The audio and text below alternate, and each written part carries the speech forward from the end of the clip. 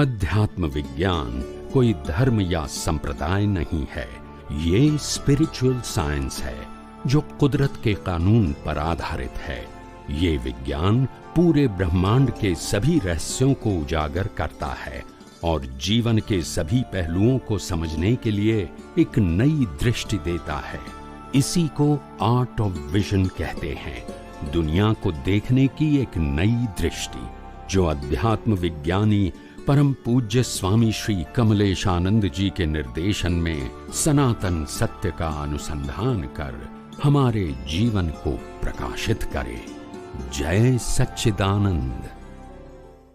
કે પોતાપણું ને મારાપણું આ બેમાં શું ફરક છે? પોતાપણું ને મારાપણુંમાં બહુ ફેર છે।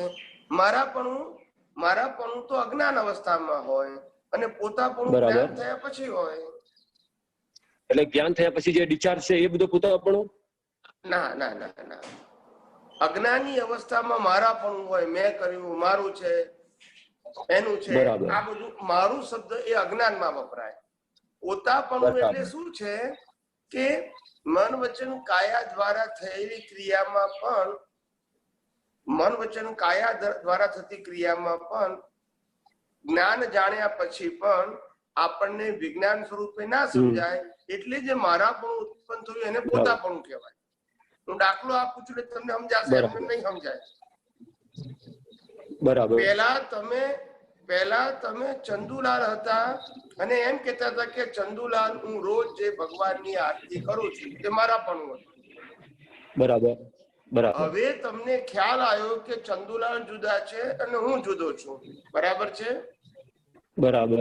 હવે ચંદુલાલ જયારે આરતી કરે ત્યારે મને એમ લાગે છે કે આ ચંદુલાલ આરતી કરે છે, મારો પુરુષાર્થ છે, એને પોતાપણું કહેવાય। બરાબર બરાબર, સમજાય છે? એટલે કે તમે જ્ઞાનને વિજ્ઞાન તરીકે ના સમજ્યા એટલે પોતાપણું થઈ ગયું। બરાબર બરાબર। એટલે જેમ પેલા અજ્ઞાનમાં જેમ મારાપણાનું ફળ આવતું હતું એમ અહીંયા જ્ઞાન લીધા પછી પોતાપણાનું પણ ફળ આવશે। એટલે જ્ઞાન લીધા પછી પોતાપણું કહેવાય છે। હા, એટલે પણ પોતાપણું એટલે કરતાપણું થયું ને, પણ એમાં હા કરતાપણું માની દો, અજ્ઞાની ને પેલો મારાપણું કહેવાય, અહીંયા કરતાપણું છે, એટલે બંનેનું ફળ તો કુદરત આપશે। અજ્ઞાનીમાં મારોપણું કહેવાય। હા, હું સમજી ગયો। હું શું કહેવા માંગુ છું કે અજ્ઞાનીમાં, અજ્ઞાન અવસ્થામાં મારાપણું એ કરતાપણું જ હતું। બરાબર બરાબર। અહીંયા પોતાપણું એ પણ કરતાપણું છે, પણ પોતાપણું શબ્દ ક્યારે વપરાય કે જ્યારે હું કોણ છું અને આ મન વચન કાયની અવસ્થા માત્ર વ્યવસ્થિત છે કે કુદરત રીતના છે એવું જાણ્યા પછી પણ જો પ્રકૃતિ દ્વારા થતી ક્રિયાને પુરુષાર્થ માનું તો એને પોતાપણું કહેવાય। બરાબર બરાબર, સમજી ગયો। એટલે મારાપણું કહેવાય, એટલે કરતાપણું કહેવાય। બરાબર બરાબર બરાબર, એટલે બંને પરિસ્થિતિમાં જોખમ તો છે। બરાબર બરાબર, સમજાઈ ગયું? અચ્છા, હવે સ્વામીજી બીજો એક પ્રશ્ન મને હતો કે આપણે તમે કીધો કે વિતરાગ, એક મિનિટ, એટલે આમાં થયું શું કે જ્ઞાની પુરુષે તો વિજ્ઞાન આપ્યું પણ આપણે એને વિજ્ઞાન તરીકે સમજ્યા નહીં અને ક્રિયાને જ પુરુષાર્થ માનવા માંડ્યા, બસ એ પોતાપણું। ક્રિયા નુકસાન કરતા નથી, ક્રિયા નુકસાન કરતા નથી, ક્રિયા એ ઉદય કરે છે, પણ તમે ક્રિયાને પુરુષાર્થ માન્યો તે પોતાપણું છે। ક્રિયા તો ઉદય કરે છે, બરાબર, સમજાય? હા, બોલો બોલો બોલો। જય સચ્ચિદાનંદ। પોતાપણું અને મારાપણું એ બંનેના જોખમમાં શું ફેર છે?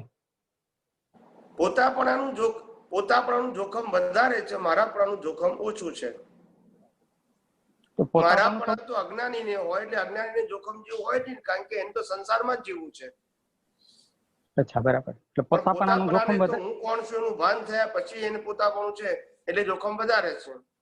અચ્છા, બરાબર છે। હંમેશા જેમ મેચ્યોરિટી વધારે હોય એમ રિસ્ક વધારે હોય, મેચ્યોરિટી ઓછી હોય તો રિસ્ક ઓછું હોય। છોકરાનું જોખમ વધારે હોય, બાપ એ ભૂલ કરે જોખમ વધારે કહેવાય, અને ગ્રાન્ડફાધર એ ભૂલ કરે તો બધા એના કરતા વધારે કહેવાય। મેચ્યોરિટી ઉપર, રિસ્ક ઉપર આધાર છે। સમજાય।